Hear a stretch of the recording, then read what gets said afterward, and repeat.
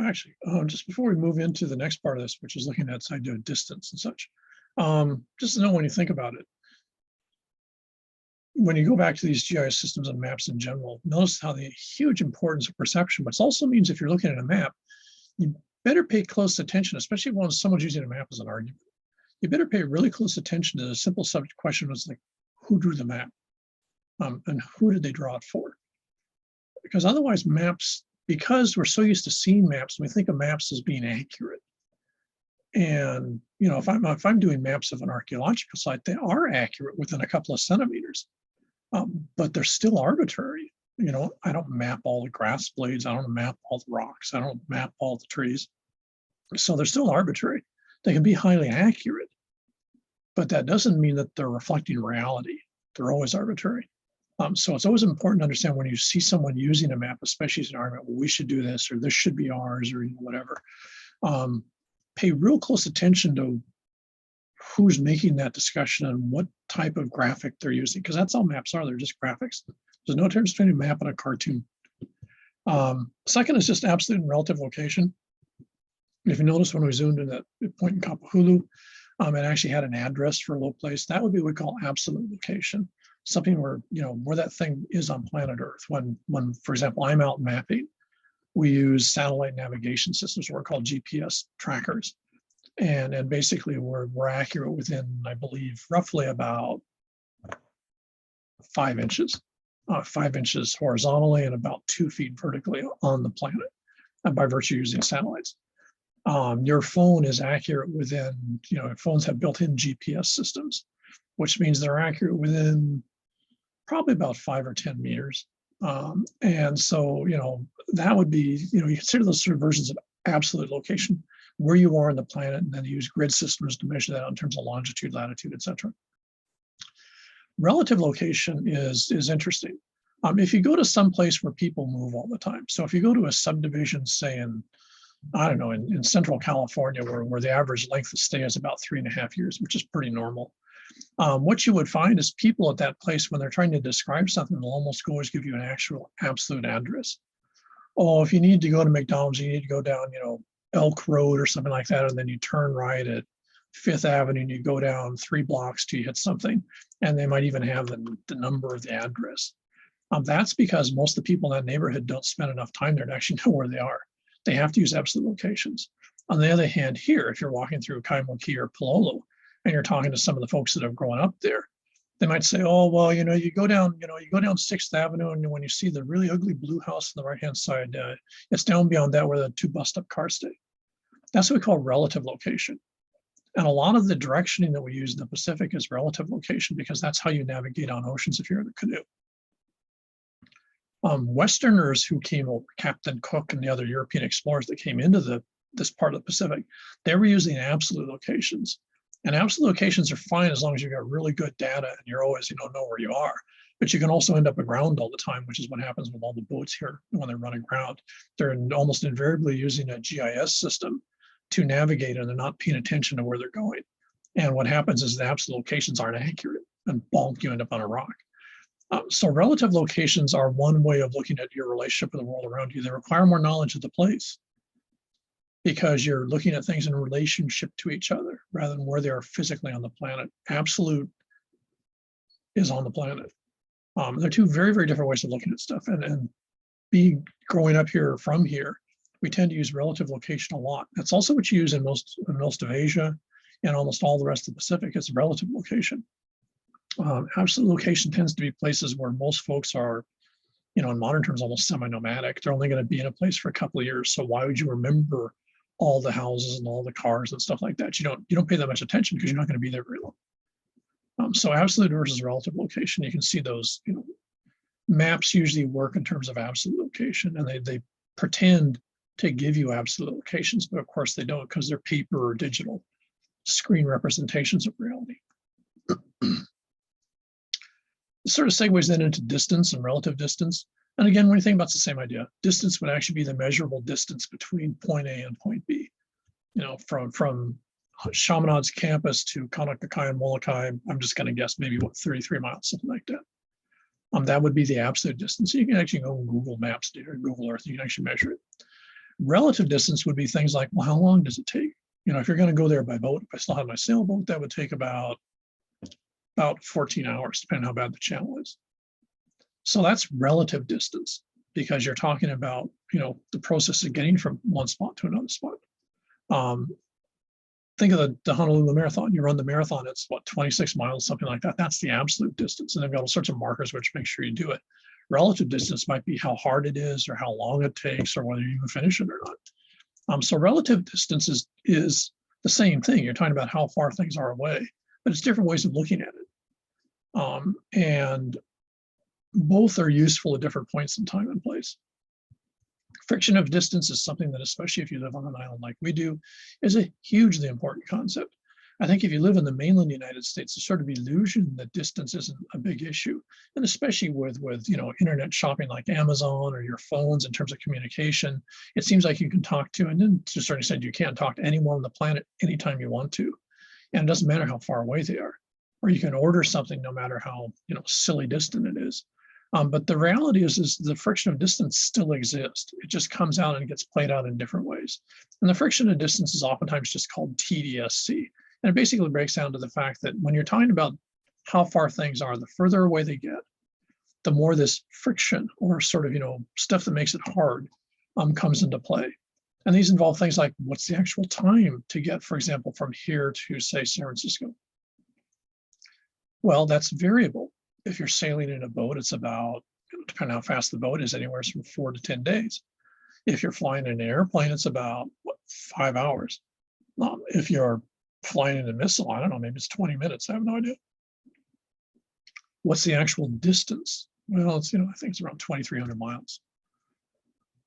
And when you're looking at, if you're trying to raise something here, if you're going to grow, I don't know, sweet potatoes because you want to sell them in San Francisco, then one of the things that comes into play is, well, how many sweet potatoes can you grow here to ship them to San Francisco? When you pick them, given how far you have to go and say that you're going to take 10 days to get there, what shape are those tomatoes going to be, or potatoes going to be when they get there? They're going to be all rotten? Are they still going to be good? You know, so again, you know, if you're going to start a farm, you need to know how much you have to plant and how much money you can make off of it and how many you can grow, so how many you can sell. And then notice how your cost then is not only just the cost of raising the potatoes, it would also be things like packaging the potatoes, shipping the stupid potatoes, finding folks in San Francisco to buy the potatoes. All of that would be part of your cost, which means in some really, you know, simple way, if you think about it for a second, if you're growing potatoes, sweet potatoes here to sell in San Francisco, and, you know, your cousin who lives in, I don't know, somewhere near Sacramento decides they're going to grow sweet potatoes too to sell in San Francisco. Well, look at the difference. The time, I don't know what, they're maybe 300 miles away. So even by truck, it doesn't take very long. Distance, it's almost nothing compared to Hawaii. The scale, hell, you know, you could have a farm in Sacramento that would be a good chunk of the island of the farming area and the whole island of Oahu. And your cost would probably be considerably lower. So friction of distance is a huge issue here if you're trying to produce or sell something here, because you're never going to be competitive with almost anywhere else on the planet if you're trying to ship something to there, or if you're trying to ship stuff there from there to here, just because there aren't that many people here. I mean, yeah, there's 1 million people on the island, but you think about that, that's only about 3 or 4 suburbs of San Francisco. That sure as hell doesn't include Oakland or anyone else in the Bay Area. So, you know, they've got millions of people. So all of a sudden, how many people are going to buy something, how much of it you can have, is a radically different thing. And if someone says, hey, well, let's start shipping sweet potatoes to Honolulu, you're going to say, well, it's not worth it. I can't make enough money off of it versus, you know, selling it, for example, say in the California market. So friction of distance is still very, very much a part of reality. We live in the illusion right now that it isn't, because it just seems that if you're on, for example, on Amazon or Alibaba or something, it seems like you'd order, you know, a new electric car from China like that. But the reality is that distance is still there and the friction is still there. And it plays itself out in very interesting ways, of which we're pretty sensitive to because we live on a small island here. And this also gets to the globalization and localization. Hawaii is one of the, you know, best known tourist attractions for a large part of the planet. The stereotypes of Hawaii, what it is and why people want to come here and what they think of the place, would be examples of globalization. On one hand, we back maybe 20, 40 years ago, being very ethnocentric, Americans tended to think of globalization as being something that Americans exported elsewhere to. So the idea that McDonald's ended up in Japan and then Starbucks ended up in Japan would be examples of globalization, but it was seen as American driven. In other words, the whole world was going to become more like the United States. Globalization now, as it always was, is a much more complicated thing. You could argue with equally that large parts of the American system, especially if you go to Walmart, are probably more Chinese than they are American in terms of production. And to a certain extent, that includes the color of things and the taste and attitude of things is going to reflect the fact that you've got the Chinese are the producers and the Americans are the consumers. So globalization is a very complicated thing. And it also has to do with the fact that even when you globalize something, even when you move something somewhere else, it doesn't mean it gets used the same way. And a really good example would be Starbucks. If I go back to Osaka, and there's a Starbucks usually near the place we stay. And the thing is, when you watch how Japanese use Starbucks, this is more true in China, but if you watch how Japanese use Starbucks, they don't use it the same way as Americans. It's the same store. You can take this Starbucks I'm familiar with near Shinsaibashi in Osaka, and it looks a lot like a Starbucks you'd see here. And it looks exactly like some I've seen in say, California or Oregon or something like that, especially in Seattle. So it's not that it's a different looking place. It sells pretty much the same stuff. But when Japanese use a Starbucks, they go into Starbucks because it's got good Wi-Fi. They go into Starbucks in part because in much of Asia, Starbucks is seen as a international cosmopolitan brand. So if you're going to a Starbucks, you're sort of implying to the people that walk by, or especially people that recognize you, that you're sophisticated, you've traveled in other parts of the world, and you're a very worldly, sophisticated, cosmopolitan person, and versus someone who's grown up in a closet. So in Japan, Japanese don't really drink that super amount of coffee. And when they do drink coffee, if you're drinking it at a Starbucks, one, it's astoundingly expensive versus other places, including other Japanese brands like Owl and stuff, which are equally good. But most importantly, Starbucks doesn't have the same signals as, say, the Starbucks down in Kahala Mall does to folks here. I don't think anyone in the United States thinks going to Starbucks makes you cosmopolitan and sophisticated and an international traveler. It does if you're in Asia. Same company, same product, same look, entirely different interpretation of that. So on one hand, it's a globalization, but notice how it's also localization. Japanese take that and they respin it in their own interpretation of what they want it to be. And that's something that happens a lot. And it doesn't get a lot of press. Geographers look at it a lot. But it usually gets, your usual fear is, everything's disappearing because we're all becoming like each other, we're all becoming sort of a homogenous. And the reality is it's much more complicated. And if you ever want to see this, go to Miller's study that he did with University College London called Why We Post. It's absolutely beautiful website, which actually looks at the use of social media and how it changes. For example, how Facebook is used differently in different cultures.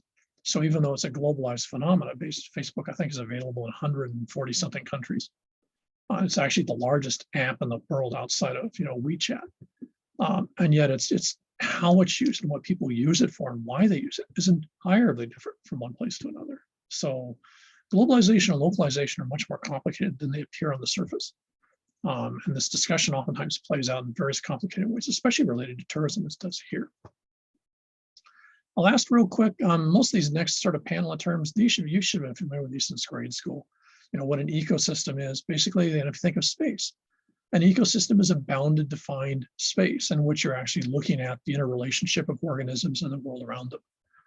Biome is just another version of that, depending on usually the scale you're looking at. If you're a geographer, what oftentimes you look at then is the human impacts on this spatial or component, or maybe even a region, if you want to look at it that way. Renewable, non-renewable resources, that's, again, that's real obvious. People know what that is, but they don't necessarily think about the implications of it. The idea of renewable resources would include, for example, paper and such like that. And so you throw that, for example, in your blue bin here in Honolulu. But the reality is because, again, of time distance, TDSC, that the city and county of Honolulu burns that paper at the incinerator out in Kapolei side. Because it's too expensive to ship the paper to China or to Vietnam to be recycled into, another form of paper. Because there's an enormous amount of energy, ironically, that's expended taking all those bundles of paper goods and packaging and sending basically 7,000 miles over there, getting turned into a new type of paper, and then maybe send, 9 or 11,000 miles to to Long Beach and then sent another 3,000 miles back to Honolulu for a new paper bag.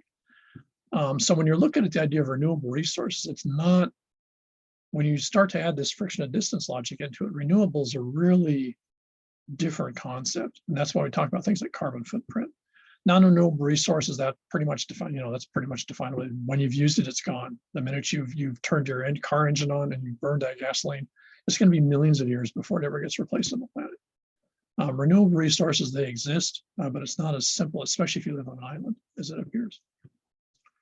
Let's stop with that. Natural hazards I'll do next time, because that's a fascinating area, and especially we see here a lot. If you think of like the North Shore, beach erosion, house collapse, the recent road collapse a couple of days ago over in Waimea and Kauai. These are all examples we call natural hazards or hazards research. So we'll take a look at that next.